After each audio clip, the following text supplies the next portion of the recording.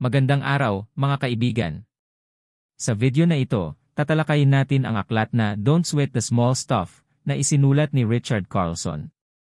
Isa itong praktikal na gabay kung paano natin maiiwasan ang pag-aalala sa mga maliliit na bagay sa ating pang-araw-araw na buhay. Halina't samahan niyo ako sa isang malalimang pagtalakay sa mga pangunahing punto ng aklat na ito. Pang-una, huwag i-stress ang maliit na bagay. Isa sa mga pangunahing mensahe ng aklat ay ang pagtuon sa mas malalaking aspeto ng ating buhay kaysa sa mga maliliit na problema na kadalasang nagpapabigat sa atin. Ayon kay Carlson, kung matutunan nating huwag pansinin ang maliliit na alalahanin, mas magkakaroon tayo ng mas maayos at payapang buhay. Pangalawa, mabuhay sa kasalukuyan. Isa pang mahalagang aral ay ang pagpapahalaga sa kasalukuyan. Madalas tayong mag-alala tungkol sa hinaharap o magduelo sa nakaraan na nagiging sanhi ng stress. Sinusugan ni Carlson na ang pagiging mindful o ang pagiging naroroon sa kasalukuyan ay makakatulong upang mas maging masaya at kontento tayo. Pangatlo, pagiging mabuti sa iba. Pinapayo ng aklat na maging mabait at mapagpasensya tayo sa ibang tao. Sa paggawa nito, hindi lamang natin napapaganda ang buhay ng iba, kundi pati na rin ang ating sarili. Ang pakikitungo ng mabuti ay nagdudulot ng positibong enerhiya na nagbabalik sa atin. Pang-apat, pagtanggap sa hindi maaaring baguhin. Mahalaga rin ang pagtanggap sa mga bagay na hindi natin kayang baguhin. Ayon kay Carlson, ang patuloy na pag-aalala at pagnanais na baguhin ang hindi na mababago ay magdudulot lamang ng walang katapusang stress. Sa halip, mag-focus tayo sa mga bagay na kaya nating kontrolin. Pang-lima, pagpapahalaga sa mga simpleng bagay. Ang aklat ay nagtuturo rin ng kahalagahan ng pagpapahalaga sa mga simpleng bagay sa buhay. Ang mga maliliit na kasiyahan, tulad ng pag-inom ng kape sa umaga o paglalakad sa parke, ay nagbibigay ng kaligayahan at kapayapaan kung mapapansin at maa-appreciate natin ang mga ito. Pang-anim, pagtuklas ng higit na layunin. Hinihikayat tayo ni Carlson na tuklasin at hanapin ang ating mas mataas na layunin sa buhay. Ang pagkakaroon ng malinaw na layunin at direksyon ay makakatulong upang mas maging motivated at fulfilled tayo. Pang-pito, pagpapahalaga sa sarili. Huwag kalimutan ang sarili. Mahalaga ang self-care o ang pagpapahalaga sa sariling pangangailangan at kaligayahan. Ang pagkakaroon ng balanseng buhay ay makakamtan kung hindi natin papabayaan ang ating sariling kapakanan.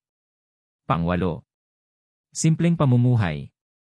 Pinapayo ng aklat ang simpleng pamumuhay upang maiwasan ang stress. Ang pagkakaroon ng mas kaunting material na bagay at pagpapahalaga sa mga hindi material na aspeto ng buhay tulad ng relasyon at karanasan ay nagdudulot ng mas malaking kasiyahan. Pang-siyam, ang kapangyarihan ng pagpapakumbaba. Isa sa mga mahalagang konsepto ng aklat ay ang pagiging mapagpakumbaba. Itinuturo ni Carlson na ang pagpapakumbaba ay hindi kahinaan, kundi isang paraan upang mas maintindihan natin ang ating sarili at ang iba. Sa pagiging mapagpakumbaba, natututo tayong tanggapin ang ating mga pagkakamali at magpatuloy na magpakabuti. Pang-sampu, pagiging mapagpatawad. Ang pagpapatawad ay isa ring mahalagang aral na binigyang diin ni Carlson. Ang kakayahang magpatawad, hindi lamang sa iba kundi pati sa ating sarili, ay makakatulong upang mapagaan ang ating damdamin at magkaroon ng mas maayos na relasyon. Ang pagpapanatili ng galit ay nagdudulot lamang ng negatibong epekto sa ating kalooban. Pang-11, pagpapahalaga sa relasyon. Sa aklat, binibigyang halaga ni Carlson ang kahalagahan ng pagkakaroon ng malusog na relasyon sa pamilya, kaibigan, at kapwa. Ang mga relasyon ang nagbibigay kahulugan at kulay sa ating buhay.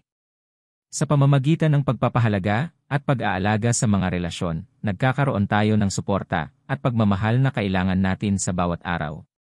Pang-12, paghahanap ng katahimikan.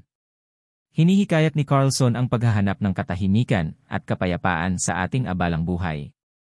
Ang mga simpleng gawain tulad ng pagmumuni-muni, paghinga ng malalim, o simpleng pag-upo sa isang tahimik na lugar ay makakatulong upang ma-relax at ma-refresh ang ating isipan. Pang-13, pagpaplano ng oras. Ang tamang pagpaplano ng oras ay mahalaga upang maiwasan ang stress. Sa pamamagitan ng pagkakaroon ng organisadong schedule, nagiging mas epektibo tayo sa ating mga gawain, at mas nagkakaroon ng oras para sa mga bagay na mahalaga sa atin, tulad ng pamilya, kaibigan, at sariling kapakanan. Pang-14 na. Pagiging positibo. Ang pagkakaroon ng positibong pananaw sa buhay ay isa sa mga susi upang mabawasan ang stress. Itinuturo ni Carlson na ang pagiging positibo ay hindi nangangahulugang hindi natin kinikilala ang mga problema, kundi ang pagkakaroon ng tamang pag-iisip upang harapin ang mga ito. Pang-15. Pagiging pasensyoso. Ang pagiging pasensyoso ay isa ring mahalagang katangian na dapat nating linangin. Sa pagiging pasensyoso, natututo tayong maghintay at magbigay ng panahon para sa mga bagay na hindi agad nangyayari ayon sa ating kagustuhan.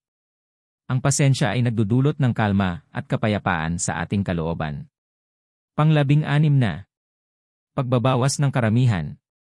Ang pagbawas ng mga bagay sa ating buhay, maging material man o emosyonal, ay makakatulong upang magkaroon ng mas maluwag at payapang pamumuhay. Sa pagtanggal ng mga hindi kailangan, nagkakaroon tayo ng mas maraming puwang para sa mga bagay na tunay na mahalaga. Pang-17. Pagtulong sa iba. Ang pagtulong sa iba ay isa sa mga pinakamahalagang aral mula sa aklat. Sa paggawa ng mabuti para sa iba, nagkakaroon tayo ng pakiramdam ng kagalakan at kahulugan sa ating buhay. Ang mga simpleng gawa ng kabutihan ay nagdudulot ng positibong epekto hindi lamang sa ating kapwa, kundi pati na rin sa ating sarili. Ang Don't Sweat the Small Stuff ay isang makabuluhang aklat na nagtuturo ng mga praktikal na aral kung paano natin mapapaganda ang ating buhay sa pamamagitan ng pag-iwas sa pag-aalala sa maliliit na bagay. Sa pamamagitan ng mga simpleng hakbang na ito, maaari tayong magkaroon ng mas payapa at masayang buhay. Ang Don't Sweat the Small Stuff ay punong-puno ng mga praktikal at makabuluhang aral na maaaring magamit natin sa araw-araw na buhay. Sa pamamagitan ng pagsunod sa mga payo ni Richard Carlson, maaari tayong mabuhay ng mas payapa, masaya, at kontento. Kung nagustuhan niyo ang karagdagang buod na ito, huwag kalimutang mag-like, mag-comment, at mag-subscribe sa ating channel para sa mas marami pang mga book summaries at tips sa self-improvement.